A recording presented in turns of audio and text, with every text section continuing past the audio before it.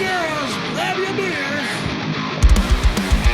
Hey everybody, this is Charlie from Anthrax, and you are listening to today's Boondoggle. This is Mark Metcalf, and you are listening to today's Boondoggle with Bailey on Domain Cleveland Radio. You are listening to today's Boondoggle with Bailey on Domain Cleveland Radio. Yes, Kato Kalin listens to this all the time. Welcome to today's Boondoggle. Now here's your host.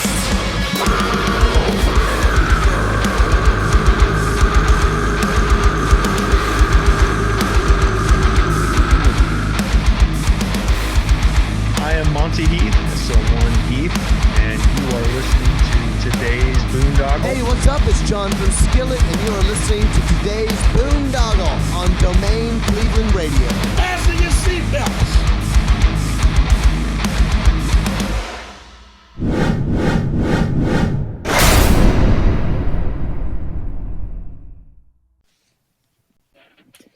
What's going on, everybody? It's Bill Bailey with today's Boondoggle. And real quick housekeeping note, if you're watching us on YouTube, Rumble, BitChute, or Odyssey, please hit that follow and subscribe button. If you're listening to us on Spotify, Apple, Google, whatever podcast platform you utilize, please hit that follow and subscribe button so we can continue to bring you conversations like the one I'm bringing you today. I feel like this is one of those, the gender reveals things, or whatever, because I got the big reveal today on my show. What's going on, guys?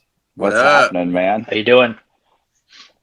Good, man. Like I was telling you before we went on, man, I'm new to you guys, but I've been enjoying what I've been hearing and checking out with the videos and everything. And, I'm excited for this conversation. But usually when I have people on for the first time, I like to get a quick background. So I'll start with Dusty. Originally, what did you want to be when you grew up? Dude, I wanted to be a manager at Taco Bell. I swear, bro. Like third grade, I was like, I get free tacos every day. Now I don't even eat Taco Bell, but I've come a long way. Nice. And what about you, Josh? I've always at one point wanted to be like a professional meteorologist, study weather and chase tornadoes and do that kind of thing. It always interests me. Yeah, you'd be really busy right about now. Yeah, no kidding, man. No kidding. It's I've been looking at videos and such all this morning, and it's crazy. Yeah. And then how about you, Ian? I think my first dream job was like a professional baseball player. And then I played Little League growing up and got hit by a pitch and realized that dream was going to die pretty quickly. Wow. Well, I feel like I don't have ambition. I will say, aside from managing Taco Bell, my other dream job was teach people Kung Fu. I don't know Kung Fu, so I felt like the Taco Bell thing was probably a little more achievable. Well, I don't know if you guys, speaking of seeing videos online, but they've gone pretty viral. They've been having these little events outside of the Taco Bell parking lot here in the Cleveland area called the Baja Blasts, where bands have been playing. Really? So maybe we can get the reveal set up for a future Baja Blast to kind of make it, man. Yeah. We'll take soft shells for the show. Yeah. Oh yeah. And then, when was it that music kind of caught your attention, and who were some of your early inspirations? I think all three of us actually grew up with at least one family member. I think Ian said his uncle was a drummer. Is that right? Yeah. My dad's a bass player, and Josh's dad plays strings. So we all grew up around it, and then I think we all had our own individual moments of finding a love of playing music. But I know Josh and I came up with everyone around us was always playing music everywhere. And, I think we probably all had our own band that for me, it was Black Sabbath. That really got me pumped. I know Josh discovered rock and roll in general. I think Stevie and Jimmy and stuff. And that propelled him, I believe. And then I don't know Ian's drummer origin story, but I know me and Josh have had to talk about it 1,000 times. So I got his memorized. Yeah. So what's your origin story, Ian? I think Green Day would have been my first band that I got totally obsessed with, and it was American Idiot came out like right around the time that my parents got me a drum set for Christmas. So I was like, I just listened to the album front to back, and just totally became obsessed with the band. And then that dove me into like the pop punk emo, like Get Out of My Room, Mom, phase of music. But yeah, definitely like Green Day, I'd say was like the first band I really got into and like really dove deep. Yeah, I started playing music in like a family band doing like bluegrass and country music, but my mom always listened to classic rock. So listening to like Bob and Tom and classic rock stations, it's all kind of just discovered my love for rock that way, and picked up an electric guitar and just went down that whole rabbit hole, and here we are. Nice. And then so obviously, family inspired and stuff, but when did you start like really getting into writing, and playing your own music? I think that I joined like the band program in school when I was like 11. Once I learned how to read music, the first thing that I did was start writing music. My dad had these little notebooks with staff paper, and I just started writing little drum beats and drum grooves and stuff like that because I was a percussionist in high school. And I think from there, like I just started writing big productions, and drums were the only thing I knew at the time. And like I said, my dad's a bass player, so eventually, like around the age of 16, I picked up bass. And once I started working with notes and figuring out how like actual music works, that sort of elevated into adding those elements into the drum things that I was writing. And then I think, we all kind of played in bands and stuff like that. And it just eventually turned into a very slow process of, rather than just showing up and having some ideas, eventually a full song pops out of all of us. So I think at a certain point, we all just had that blossom of going from just playing the instrument to start writing of some form. Josh and I used to be in a band together back in Kokomo, and right before that ended, I actually started writing a bunch of songs, and I wanted them to be for that band, but then Josh and I ended up not being in the band anymore. So I had a bunch of like ideas and riffs and lyrics and stuff left over that band was never going to use. So I showed them to Josh, and we kind of started this. We started the early version of this band probably 10 years ago through a completely different band name with other people and everything like that. So I would say that this band was actually connected to my first time like actually writing music, like writing songs, like as writing rock songs. You know what I mean? Totally. And then once Ian joined the band, like he's done a really good job of adding harmonies and like helping us with some of the formats and structures. And like I'd say all three of us have like a really cool addition to the writing process. Now, did you guys grow up in the same area? Josh and I did. Mm-hmm. Yeah. Our dads grew up together to a certain extent too. Yeah, we're originally from Kokomo, Indiana. Okay. Nice. And then what was that music scene like coming up over in Kokomo? There's a lot of different bands, a lot of different bar cover bands, but there was also kind of at one time, and Dusty could come back on this too, like there's secretly like a metal scene there where there just was a surge of just metal bands. Honestly, a lot of secretly just talented people that you would have no idea that are there, to be honest, how I feel about it. There's a lot of really good art, and there's a lot of really talented people, but there's not exactly like an influx of opportunity. So the scene is basically just a lot of really, really talented people like living their lives and playing music on the side. And like every now and then they'll get a gig at the bar, or they might go travel to like an hour away and play another city in Indiana. But there's not a whole lot of room to create a professional career other than if you just want to do it digitally online, Yeah. Well, didn't the Beach Boys try and give it a big shout out, or no, that was a different Kokomo, right? Totally different, man. Totally different place. I thought they were trying to shine a light on the scene there and all the talent that we were unaware of. Right. I don't know, but I've always had a hunch that they like drove through Kokomo and thought it was a joke and was like, let's write a hilarious song about how this tiny little factory town is like paradise. I don't Yeah. know. That's always been my like secret theory though, is that they're actually mocking Kokomo. I don't know. I can't just say that. That could be our conspiracy theory that we start. We just say that. Yeah. There's always one on this show. Yeah, So, exactly. I'm glad that's the one. conspiracy You know, theory, we yes. haven't touched on that one yet. So Yeah. good. And then like let's talk about, how the reveal came together. So like I said, Josh and I had been playing in several bands together.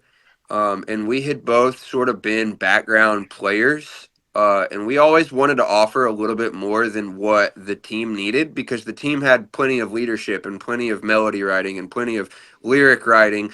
So it was hard for Josh and I to like really find a way to put our full musical potential into the groups.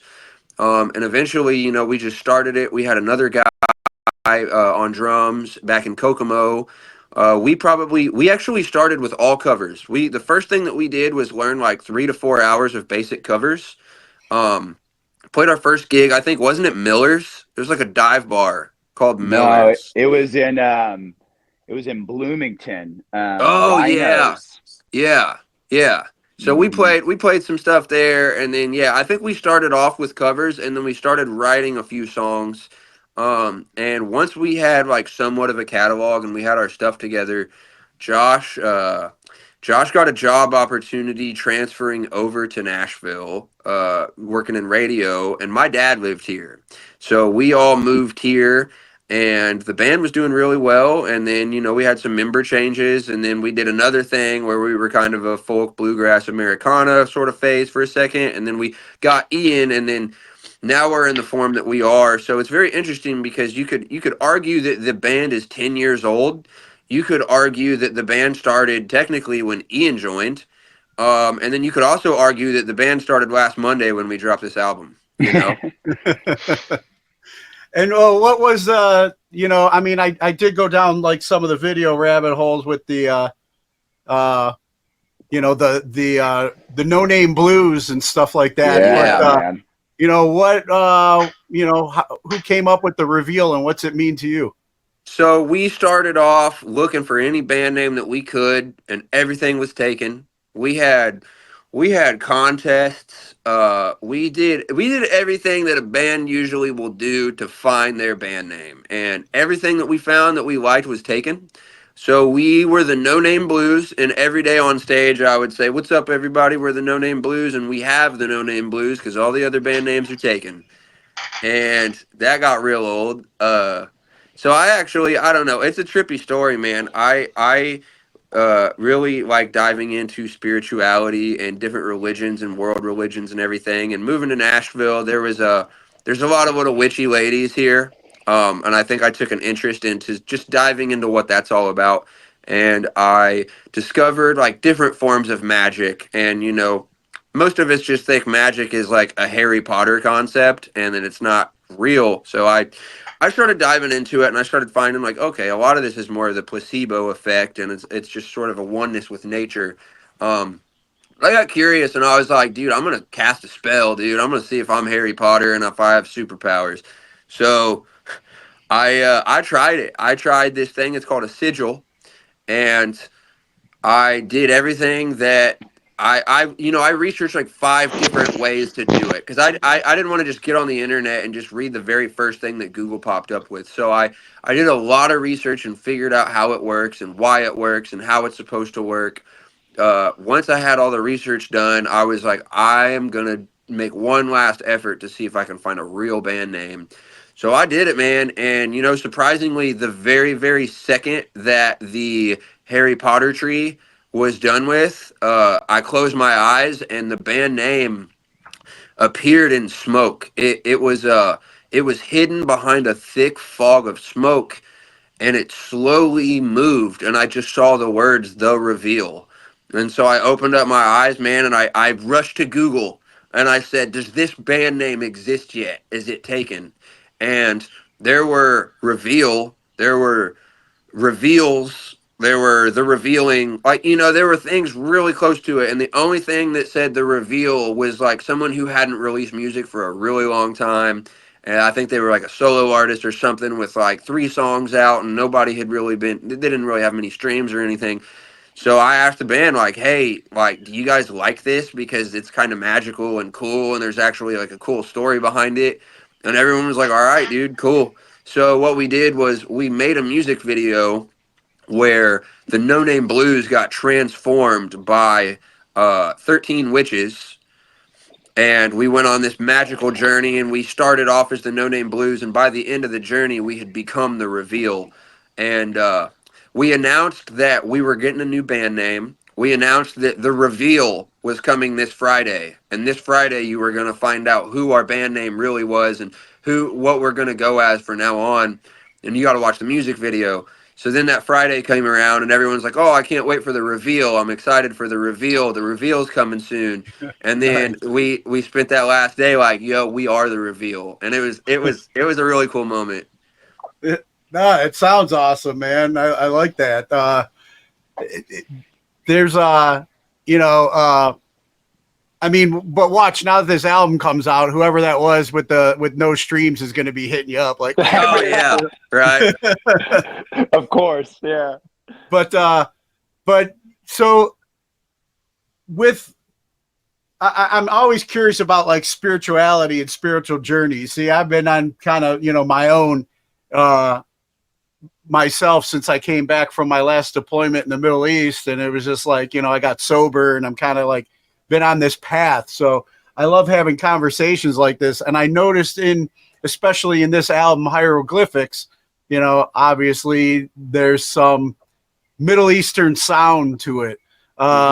Let's talk a little bit about those influences and the journey that you've been on that's led you here, like with the spirituality mixing with the music side. Yeah, so I think a lot of our music for a long time was heavily based in like funky blues riffs, kind of like if you've ever heard of Wolf Mother. I think we really tried to take from a lot of like Rage Against the Machine and Wolf Mother. And, you know, there was just something about some Black Sabbath type of riffs every now and then where they would hit these notes that sort of sounded like mystical and dark and gave me this feeling. And I started realizing like it kind of reminds me of like when you see like gypsy like culture in movies or whatever. So I looked up the gypsy scale, which is the double harmonic major scale, which is actually used not just in that culture, but a lot of Middle Eastern cultures as well. So for me, I really like the sound. Like when you look in the music theory of it, you know, you're just taking a regular major scale and then you're picking 2 of the notes and you're just dropping them down 1. And that gives it this crazy feeling that I think most people hear it and they identify with the desert. For me, it was things like, you know, the song Kashmir by Led Zeppelin and some other songs that they don't necessarily have the direction of like Middle Eastern desert music, but they have that very cashmere, silky, velvet, dark, mystical sound.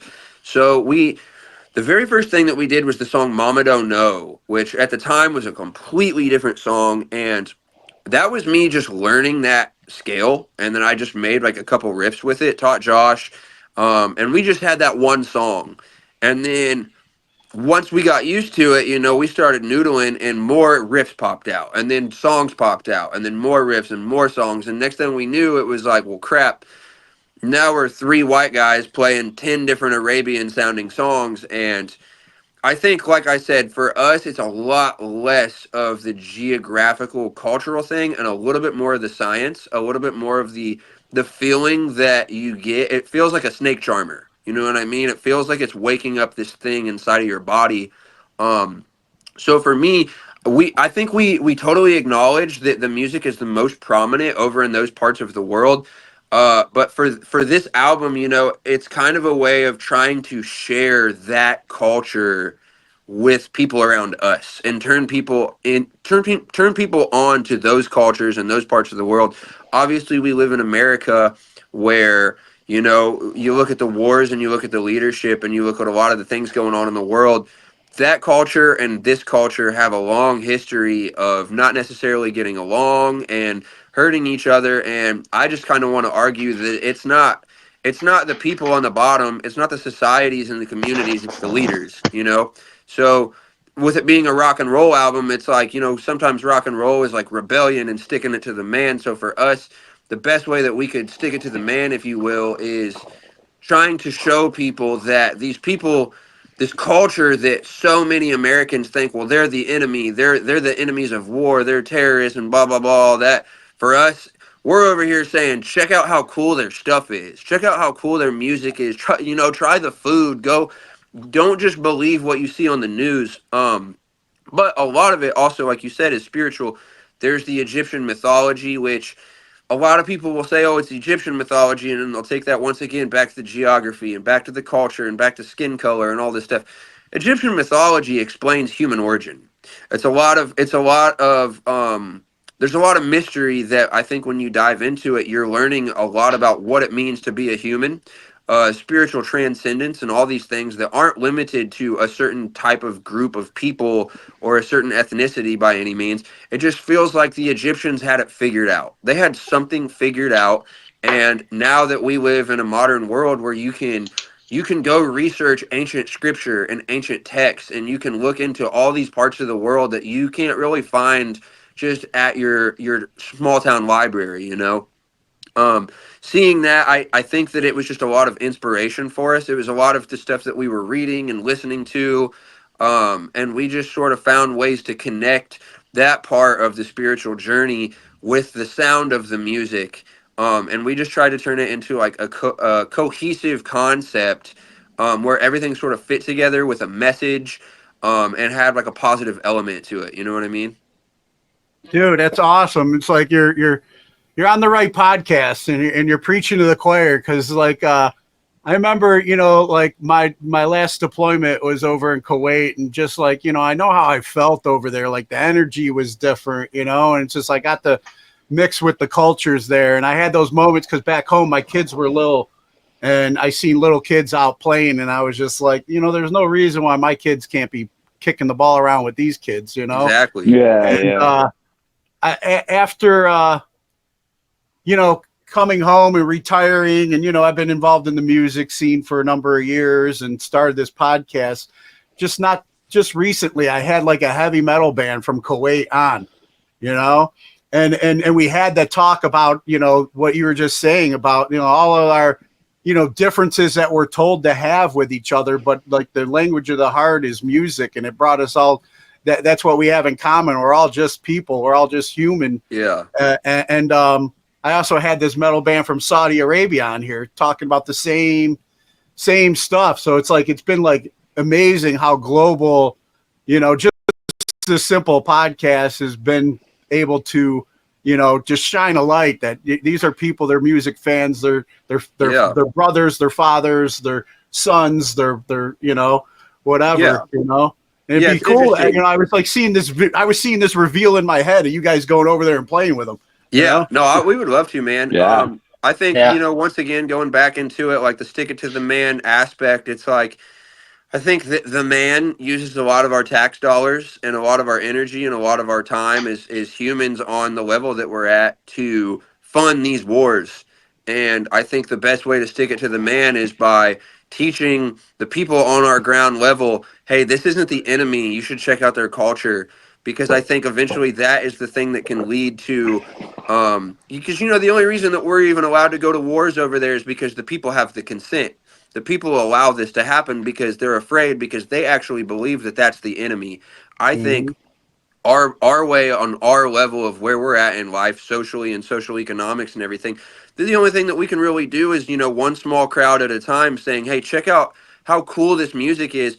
There's a couple songs on the album that definitely obviously allude to desert culture, but once again, you know, a lot of it is just it's dark and it's mystical, and there's this spiritual, cool, like just awesome feeling that the music invokes that I think transcends skin color and geography and ethnicity and all those things.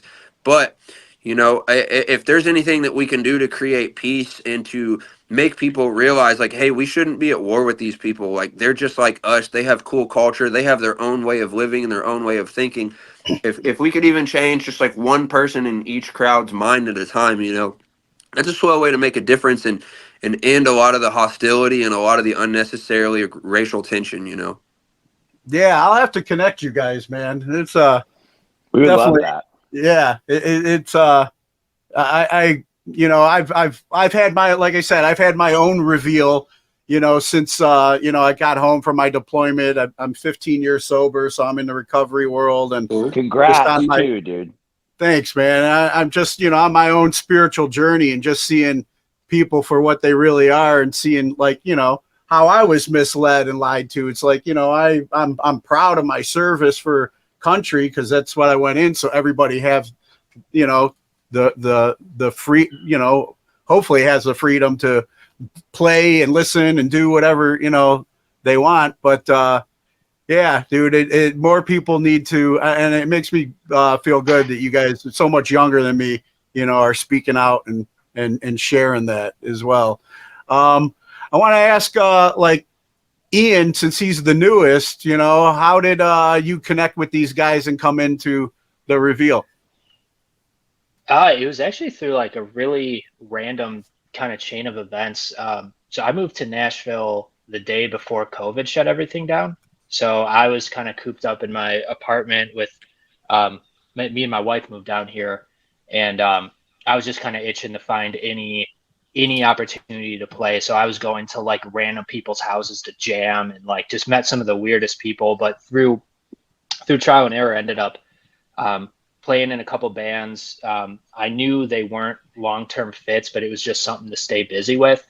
And ultimately through one of those bands, the bass player of that band got in touch with Dustin and was asking about when they were playing shows again. And at that time, their previous drummer had left the band, and they were like, oh, you know, we don't have a drummer. We don't have any shows coming up.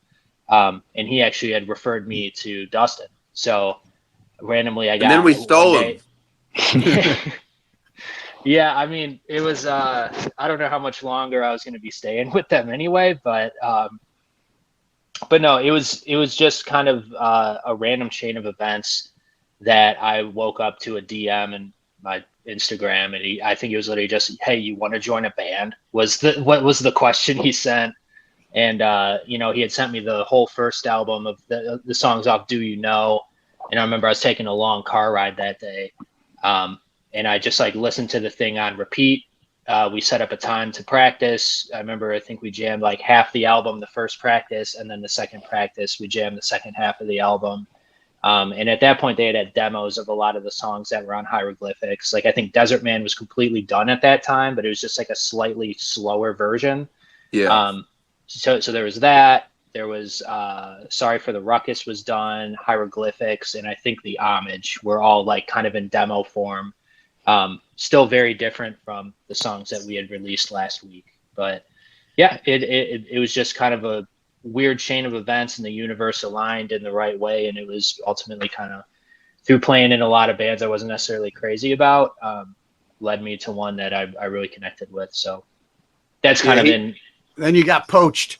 He showed up. He showed up the first practice, and we only did one rep of each song.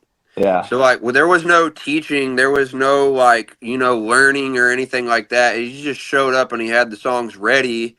We had already auditioned like 6 different drummers, and half of them would be like, "Oh yeah, I learned the songs. I listened to them. I learned them." And then we get 5 seconds into the first rep, and it's like, there ain't no way you learned. They didn't listen to the song. And Ian just showed up with 5 songs, you know, note for note, fill for fill. We literally were like, all right, dude, go home. Come back with 5 more. And there was no real practice. It was just like he just showed up ready, and then he showed up for a second time and a third time. And I think after the third time we met with him, we had 15 songs ready to rehearse. You know what I mean? I mean, we weren't a super tight band like day one, but he knew the songs well enough to where all we really had to do was make sure he had enough and he was consistent. And then once he showed up, and we booked the first show, it was like, all right, let's just tighten this little screw right here and then, fix this one thing. And we were ready to perform like instantly. Yeah, it was just elbow grease after that. Just, rehearsing, doing some smaller shows. And then eventually we got to the point where we were just playing shows all the time. Yeah, I'm Now, trying to remember what like the ramp up from like when we started practicing to when like, oh, we have our first show as like a unit together. Right. Like Yeah. I like it couldn't have been more than a month. No. now Nashville's, a pretty popular, music scene in itself, thriving pretty well. Like, how has, since you guys have been a part of it now, how much has that helped, would you say, catapult, like, the reveal? I'd say we learned a lot about just kind of like how the industry works itself, just like what publishers do, how do bookers do their job, you know what I mean? Because it's all kind of lives here.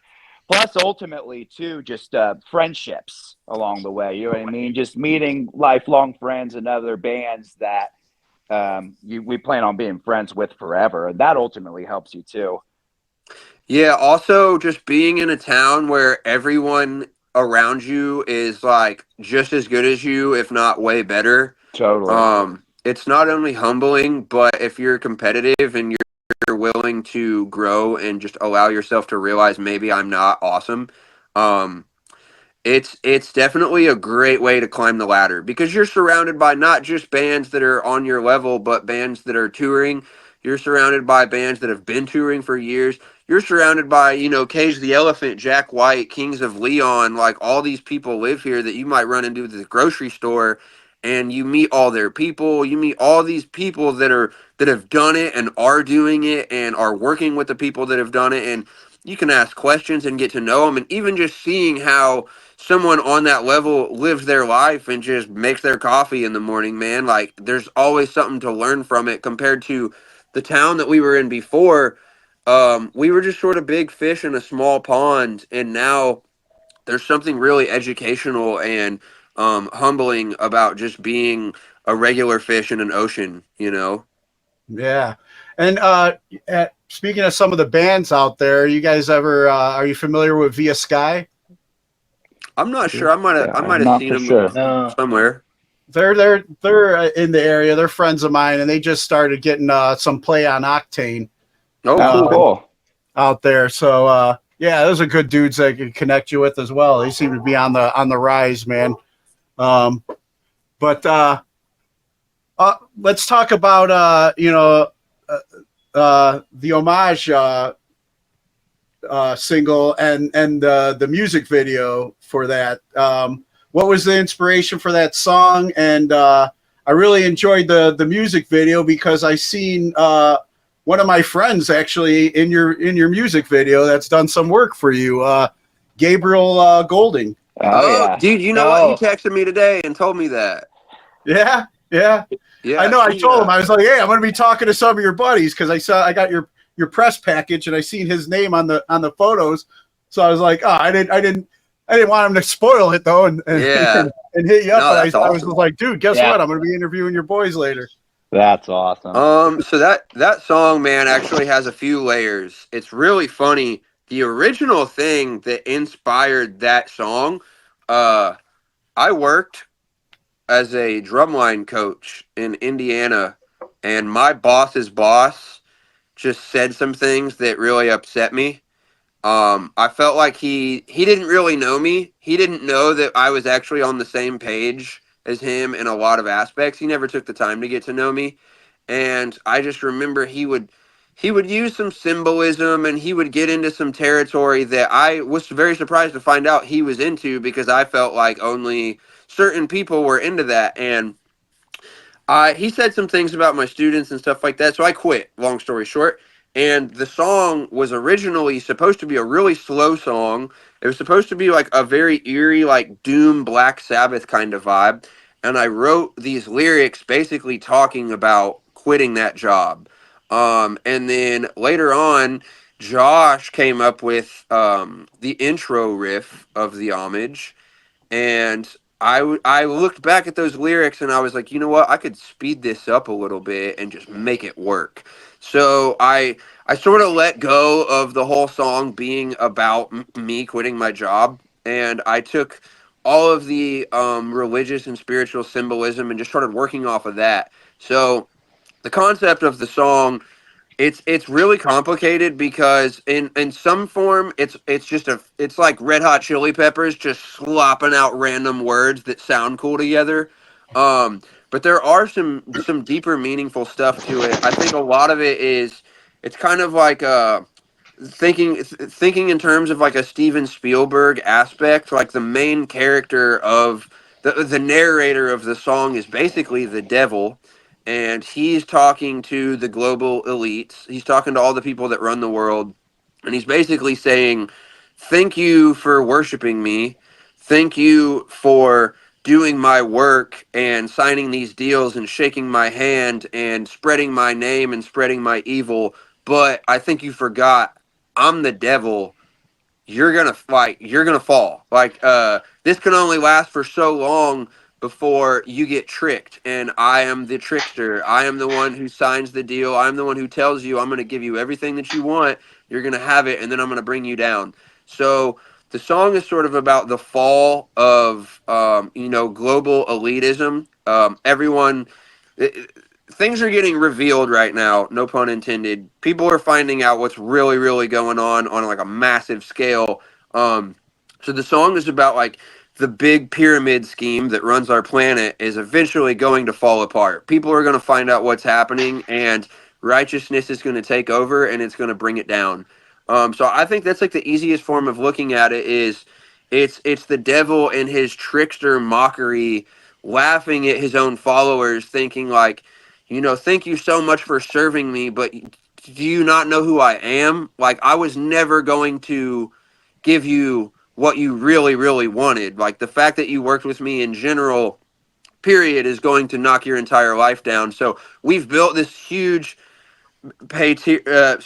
we've built this huge pyramid and all these schemes, and we've manipulated all these people, but now the whole thing is set to fall and fall apart, and everyone's going to know that you're evil. Everyone's going to find the truth, Yeah, as Diddy's finding out right now.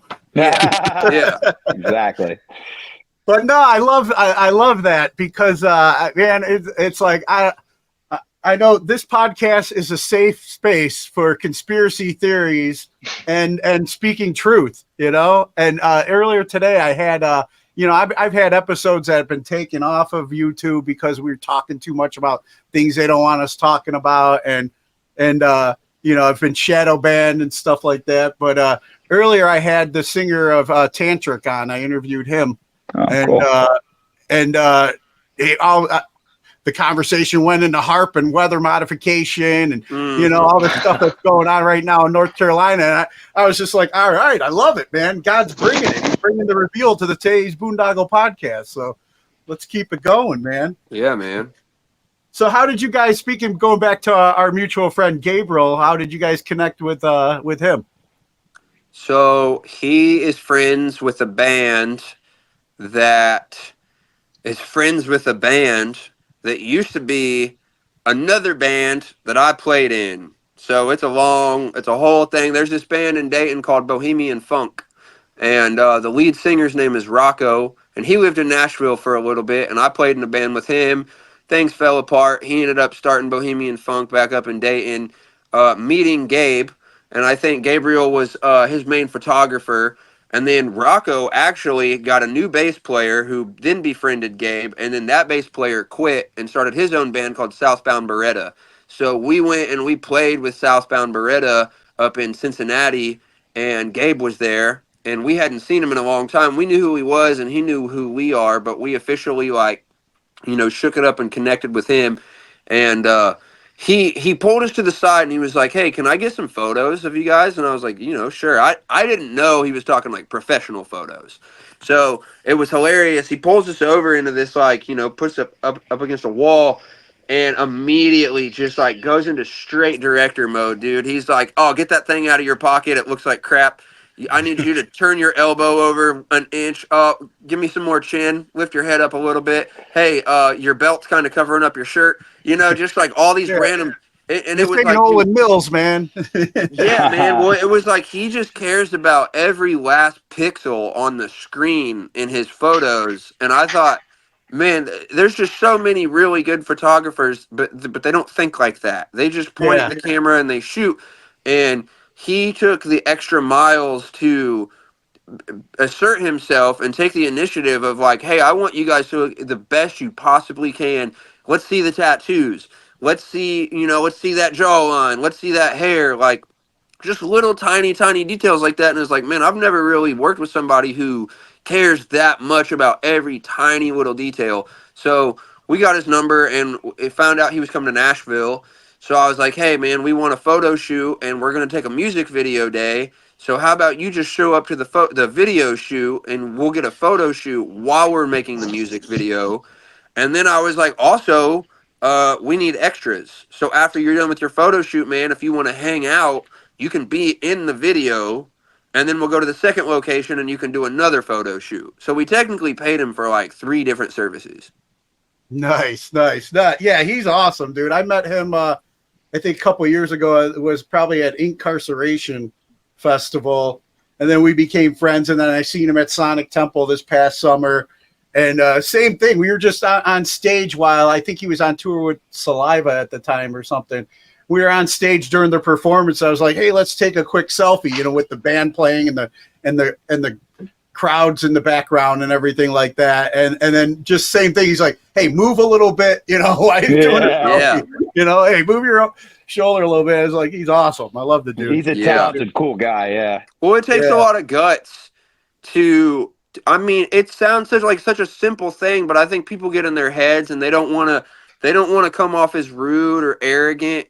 And for anyone to take that level of initiative and tell you what to do on such a minute little scale, it's just like, that's passion to me. Like that dude really, really cares, because he probably has the same resistance in his head of like, are they going to get offended? And he doesn't care. He's just like, I want the photos to be great, so you're going to listen to me, And that's just, I love when people are that confident in themselves. He's like Vidal Sassoon. You don't look good. I don't look good, or whatever. Yeah. But let's talk about the video for My Chariot. I really, the song itself too was very groovy. I really enjoyed the music, but I like the split screen vibe, kind of like we're going right now. But but it was more like, it reminded me like the old like 60s Brady Bunch. Yeah. James Bond intro opening and stuff like that. It was like reminding me of that and stuff. I dug it. Let's talk about that a little bit. So we're going through a pretty crazy thing in film technology right now where every camera in the past, all of film history is in horizontal format. We're in horizontal format right now, which is very interesting because there's a perfect example. You're on a horizontal camera and the 3 of us right now are on vertical cameras. Look what that looks like. There's black boxes next to it. So right now with the phone, what's going on is you've got half the media on the internet is vertical and the other half is horizontal. So you've got YouTube being horizontal still, and you've got all social media programs are basically all vertical. So what's happening is when you make a music video, you have to account for that. So you're either going to have to cut out the whole left and right parts of the screen for your music video, or you're going to have to find other ways to entertain those parts of the screen. So on social media, you can either cut down the horizontal part, or you can post the horizontal, and then you're going to need something to fill the margins on the top and the bottom. So what I thought was, I'm going to make one horizontal music video, and then for social media, I'm going to make 3 music videos, and I'm going to stack them on top of each other. So then I go to YouTube, and it's like, well, what's the point of going to YouTube if it's an even lesser version of the music video than what you can find on social media? Because it's already hard enough to get people to go from Instagram to YouTube. So the idea was, well, now we have 3 music videos stacked. What if we stack 9 next to each other. And at the very beginning, a lot of the 9 screens are the same, but if you progress through the video, you start seeing there's 9 different action sequences happening a lot of times. So it was just more so like I felt like adding all those screens and stacking and moving all the screens, kind of the Brady Bunch type of animation. I felt like that would just give it more of a kick.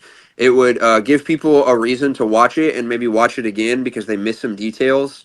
But yeah, that whole thing is actually just us trying to adapt to modern technology, and it's really frustrating because most cameras, like I said, we're shooting all of our footage in horizontal, and then we have to reformat everything to vertical. I almost at this point wish that cameras would just, I don't know, man, like maybe all the best cameras in the world should just like give it up and just say, all right, everything's vertical now. Because as a film producer, you know, most people don't even think about it, but as a film producer, having to constantly create 2 different formats of the same product, it's a headache, and it takes so much extra time, and I think people don't really realize that it's happening, you know? Gotcha.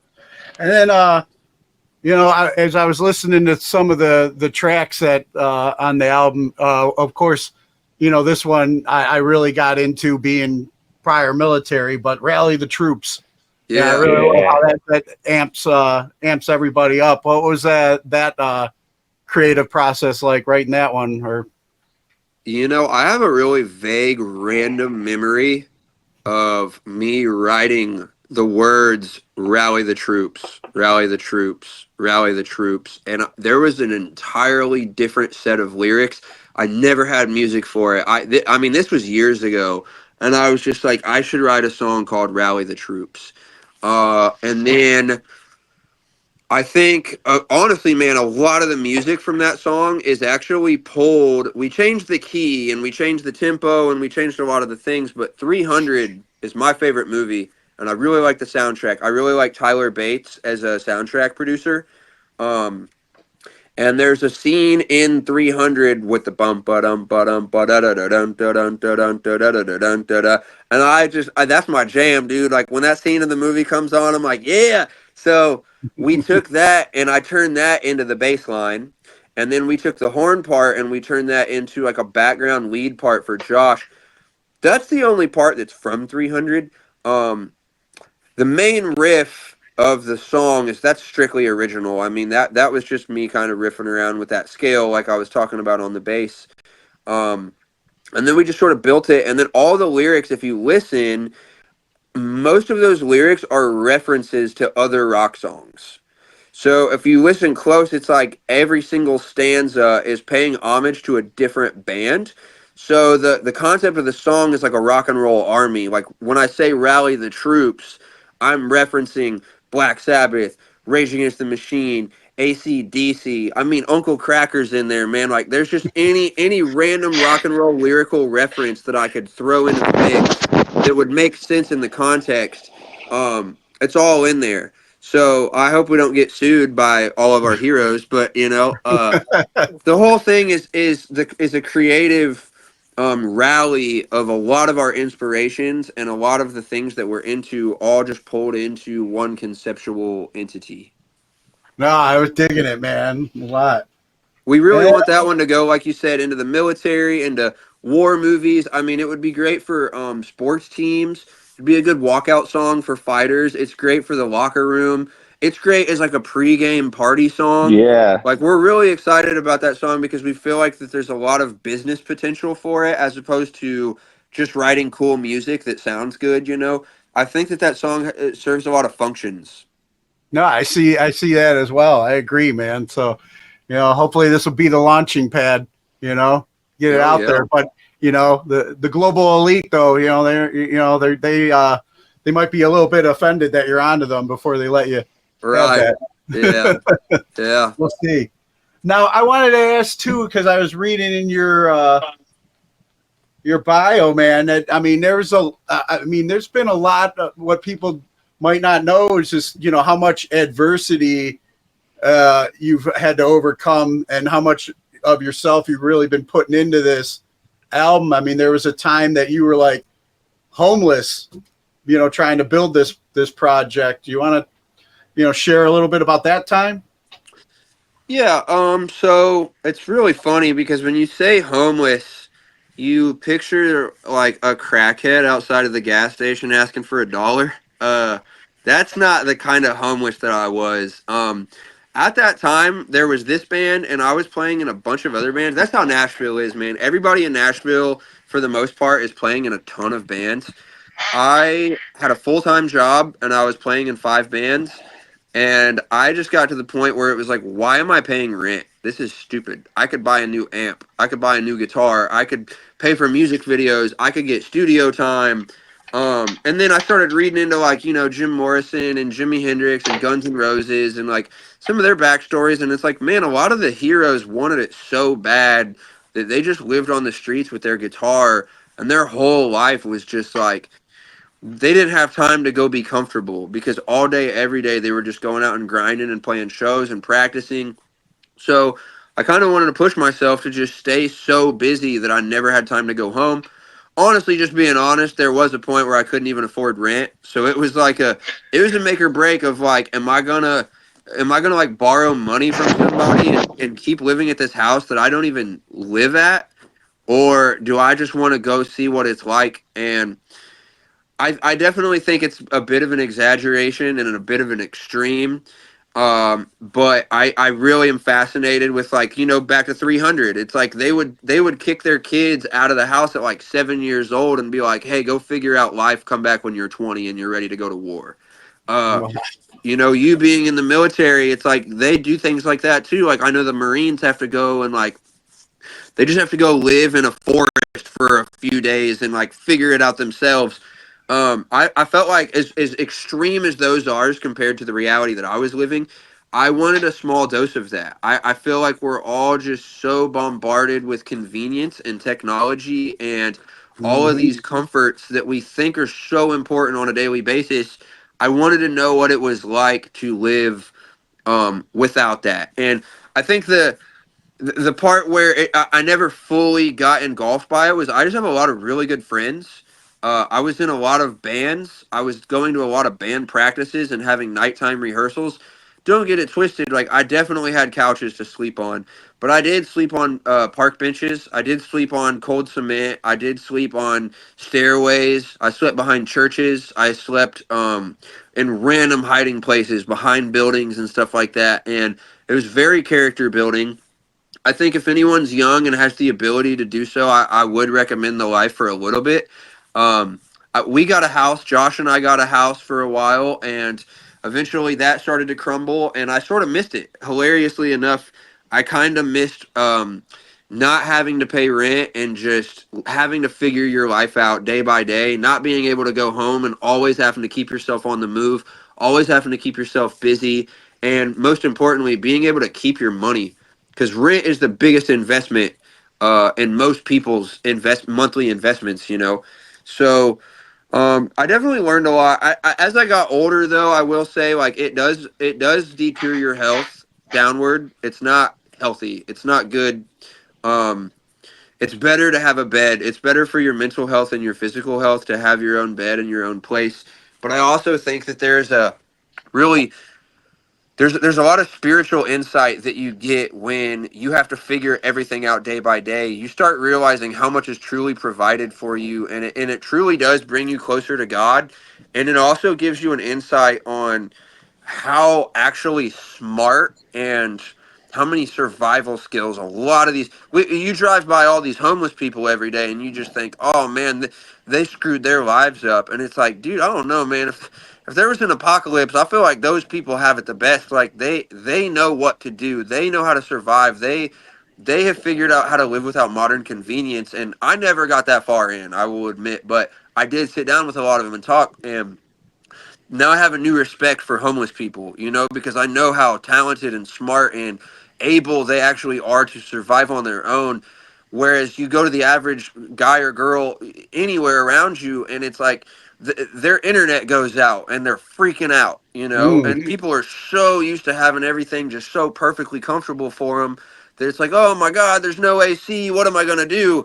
And it's like, once you've had nothing, it just sometimes it feels like you're invincible when you're standing next to people that are so obsessed with society's attachments, you know.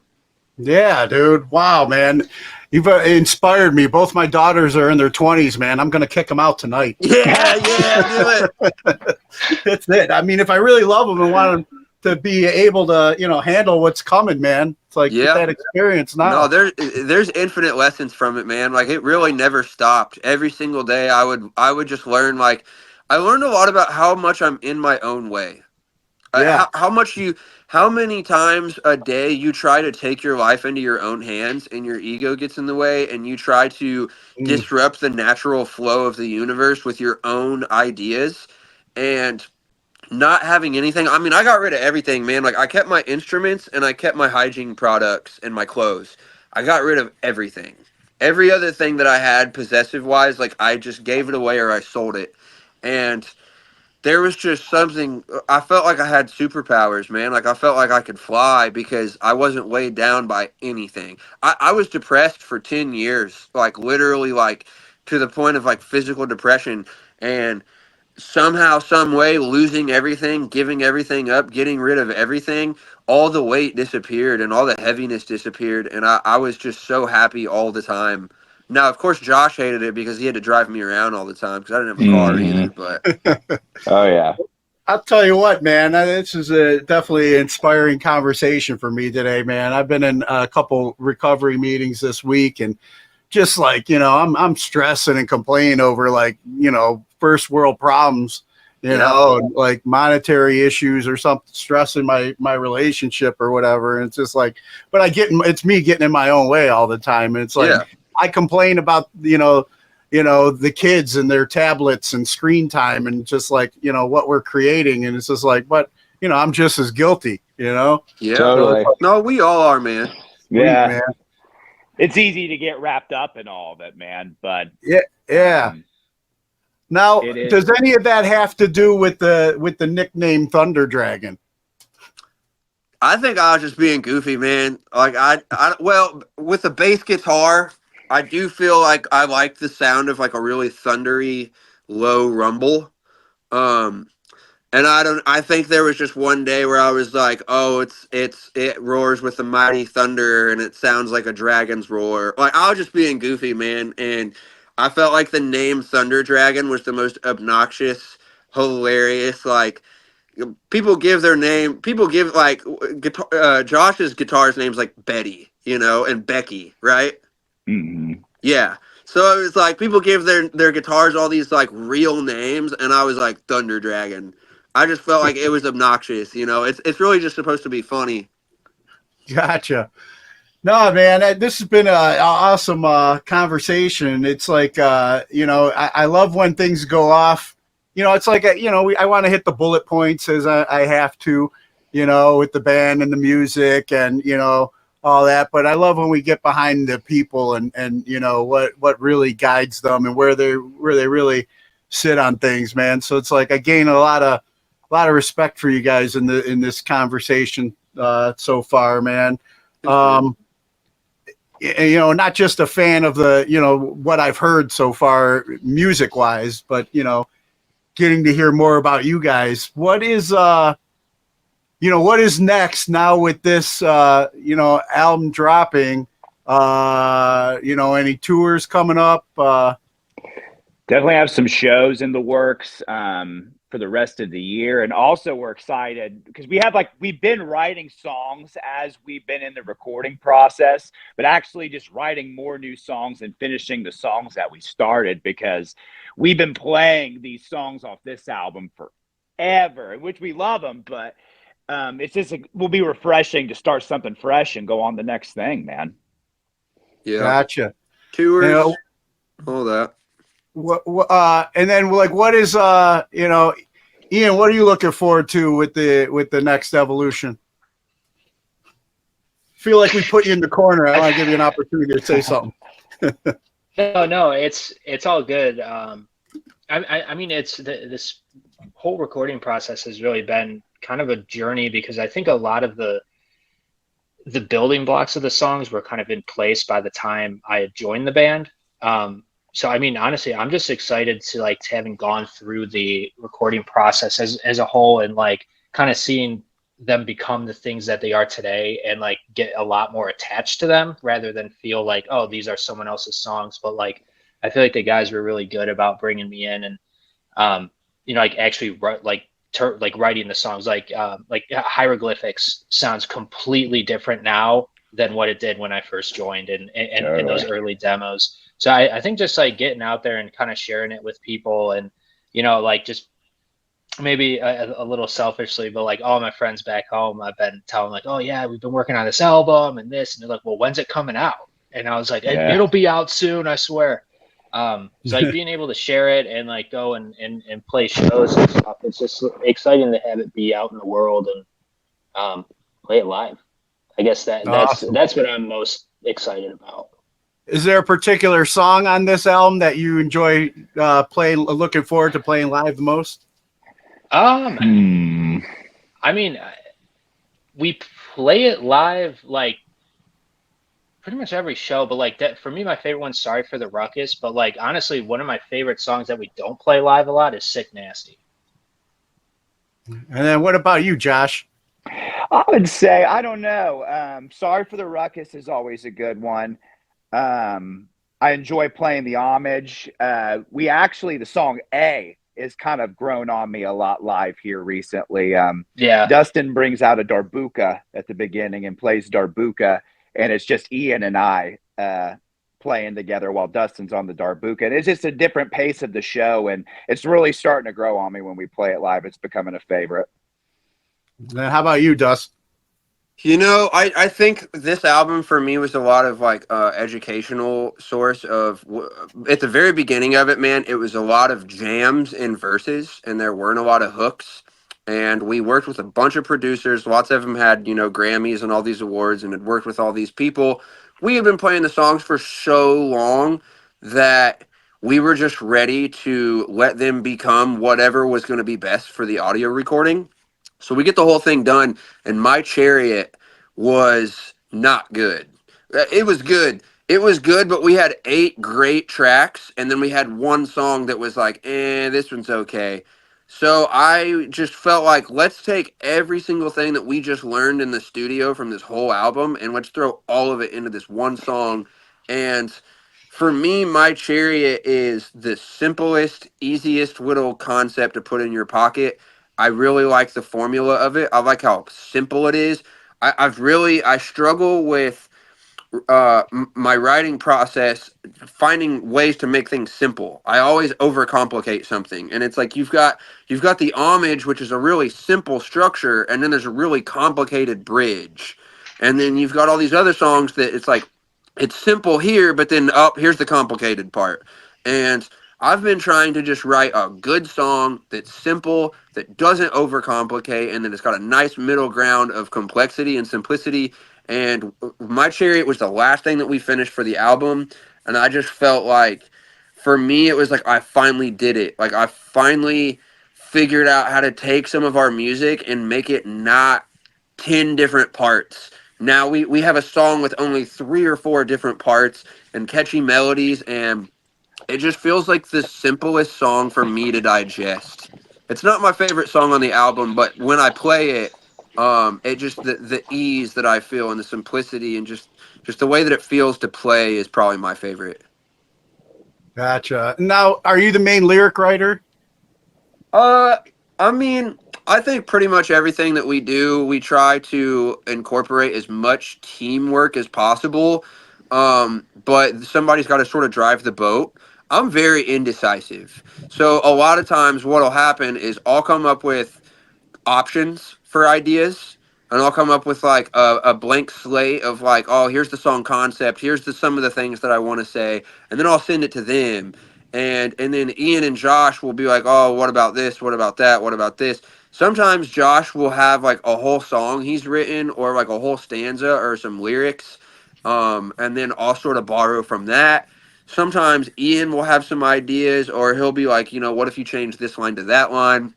A lot of it will be, do you guys like A or B?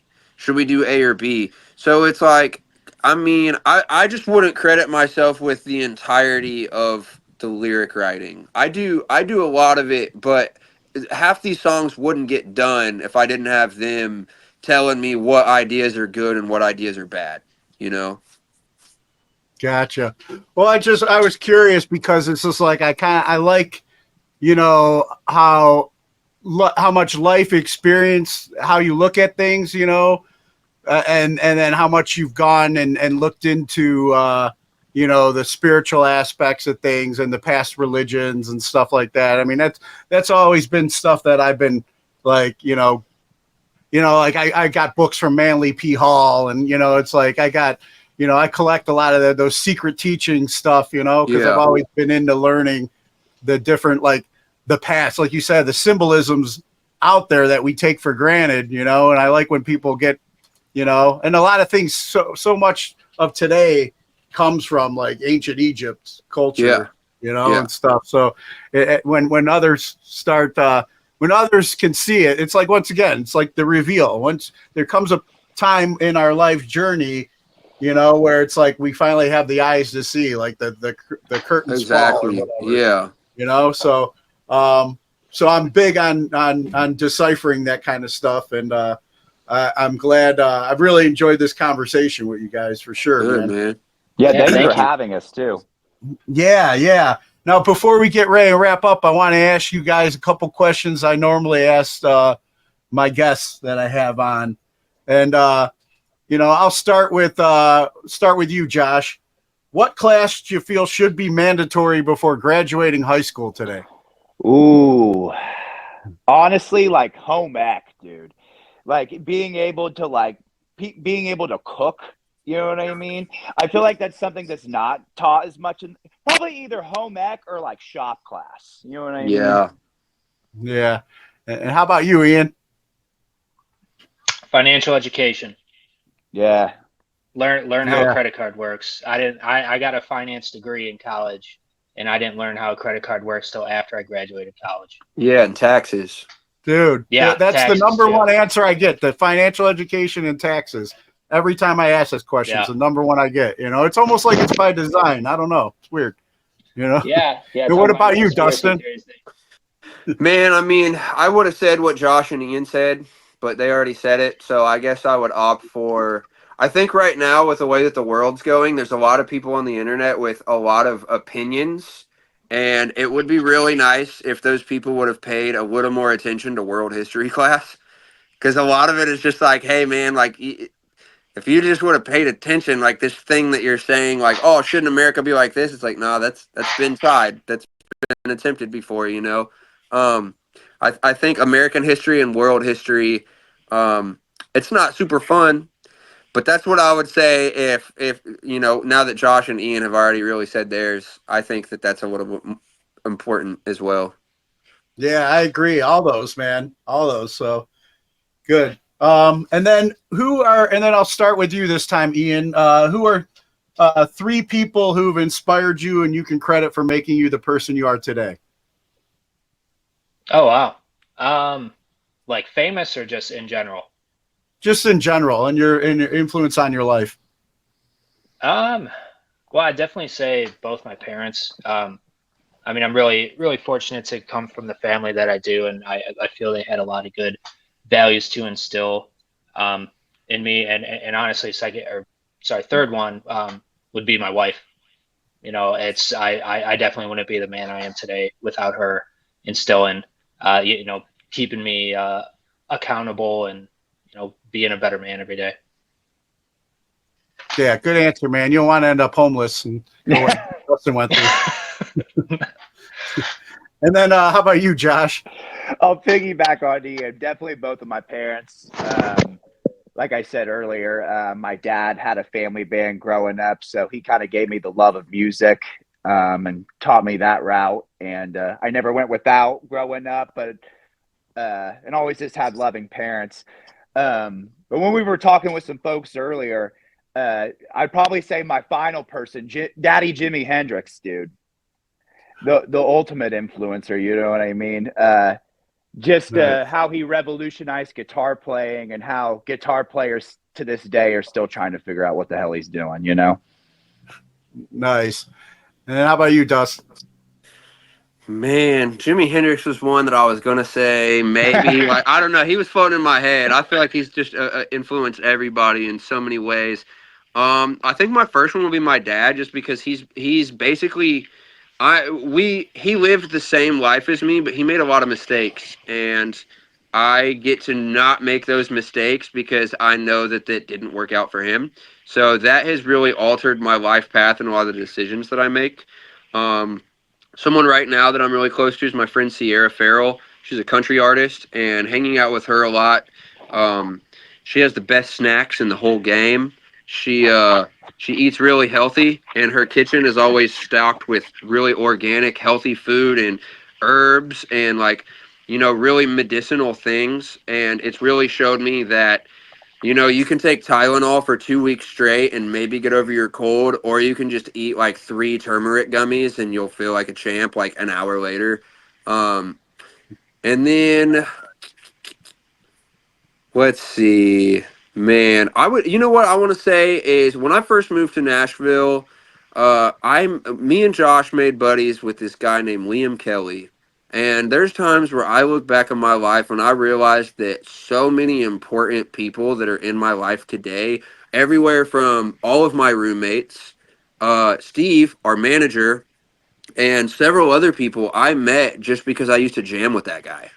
He lives up in I think Berkeley, Michigan, Detroit, and we used to be in a band together. And I've just realized in so many ways that my life is what it is just because him and I were friends and I hung out with him all the time, and we introduced each other to so many people and so many things. Steve ended up dropping out earlier too. I don't know. I think he was like getting nervous or whatever about where some of the conversations were headed. I So bet. you'll probably get a lecture later. Oh, sure. And then what are there any like causes or organizations that you guys support and encourage others to check out? We have a buddy named Larry Fish, and he puts on a fish fest. It's Fish Fest, and it has nothing to do with fish as in the food. Their last name's just Fish, but it's a metal festival, and he is all about suicide prevention. So this will be the first year that we didn't play the festival. This is the 5th year, and we've played 4 years in a row. And since we can't be at the festival, I think shouting out him and his cause would be a good thing. I personally have lost too many friends to heroin overdose, so that's kind of a big thing to me. I don't know what organizations there really are for that, but definitely don't get addicted to heroin, please. Yeah, no, I lost a nephew to suicide years back, and I used to do an annual suicide prevention benefit concert here in Cleveland, and started a fund in his name at this place called it's now called Ohio Guidestone, but it's for like troubled kids, Yeah. helps kind of rehabilitate them and get them back to home, whatever home life they had, Yeah. And then this is a fun one to ask. And I'll start with you, Josh. Favorite toy as a child? Ooh, man. Remember, I used to have a big thing of Lincoln Logs. You remember those? Like you kind of just stack them all up. That was pretty fun. I was also a big gamer, and I remember getting a Nintendo 64 for Christmas, and that was pretty crazy. Both of those are up there for sure. And what about you, Ian? Probably Legos. I remember being a big Lego kid. I'd get like all the Star Wars stuff and like build them all, and had like the huge tub of Legos, just like a bunch of miscellaneous pieces. So yeah, definitely like spent a ton of time building shit as a kid with Legos.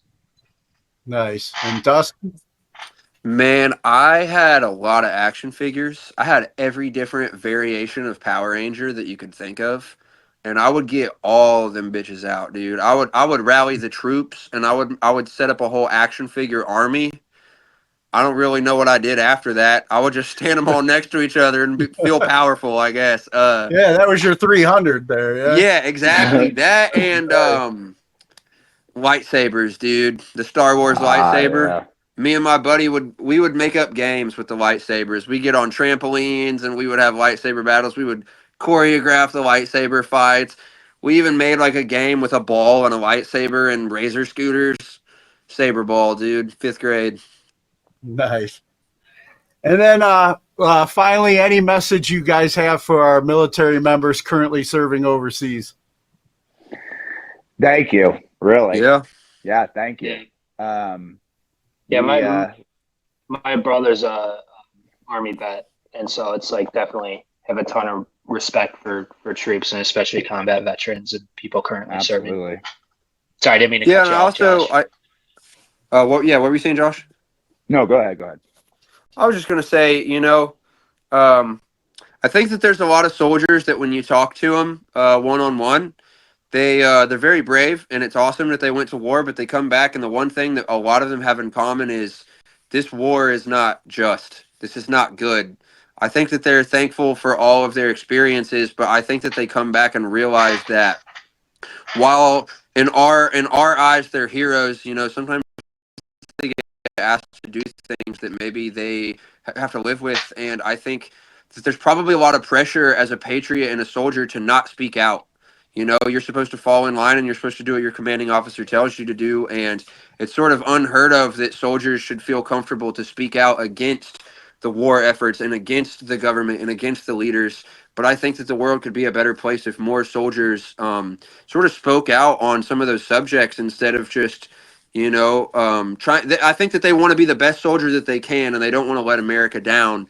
But I think that there is so much room for them to speak out about the truth. Yeah, I agree, man. I agree. I remember, just learning what a lawful order was and being brave enough to speak out against those that we feel were not, Yeah. So there are some out there, man, So, I encourage more definitely to share their stories. And I always have veterans on here for interviews as well. So always looking for more that are willing to speak up and share. But guys, man, if for any people out there that are new to hearing about the reveal and have enjoyed this interview and want to check out more of your music and support you, where would you send them? I'd say, YouTube is a really good one. Instagram, we post on there often. You could find tour dates at revealmusic.com and all sorts of stuff on there. Spotify. I mean, people are always like, get your Spotify numbers up. I like YouTube. I discover all my music on YouTube. I would say YouTube has all the visuals and the music videos and everything, but we do need Spotify. We do need Instagram. We need our numbers to go up, blah, blah, blah. But if you're just looking for some good old-fashioned art, I would definitely say YouTube. Awesome. Well, guys, man, thank you so much for this conversation tonight. It was good, and I'd love to, hopefully we could do a follow-up sometime down the line, too. Totally, man. Cool, Thank you for having you. us, bro. Awesome. All right, guys. Well, thanks again for your time. You have a good night. You too, dude. Take it easy. Appreciate it. Bye-bye.